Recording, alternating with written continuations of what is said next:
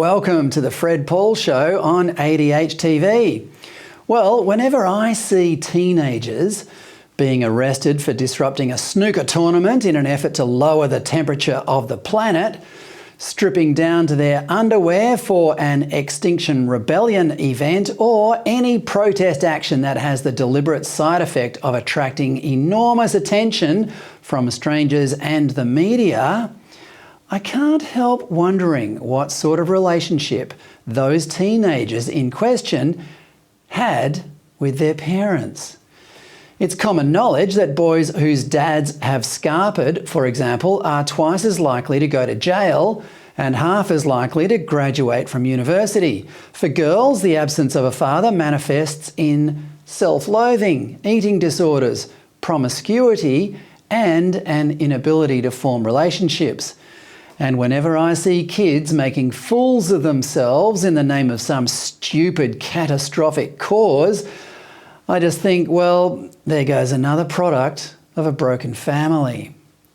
It's a superficial analysis, I know, and my guest tonight is going to explain that it is, in fact, far more complex than that. Stella O'Malley is an Irish author, psychotherapist and regular on GB News in Britain, whose new book, What Your Teen is Trying to Tell You, is aimed at all the parents of the roughly 1/3 of teenagers who become nightmares.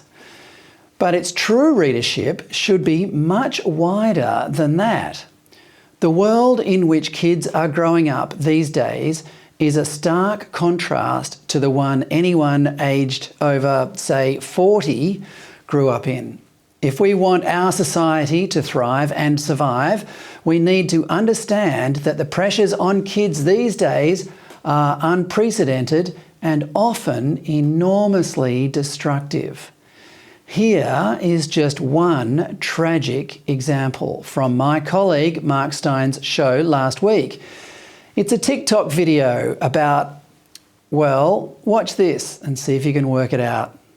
A little boy asked me if I was an angel. What? I replied. My mum told me that those who have marked wrists are angels. I'm not an angel, I replied. Of course you are. Mum said that only angels harm themselves because they don't like life and earth. This world is destroying them, so they try to go back to heaven. They're too sensitive to the pain of others and their own. I stood there shocked. You know, your mum is a very wise person. Thank you, the little boy replied. You know, she is also an angel, but she already returned home.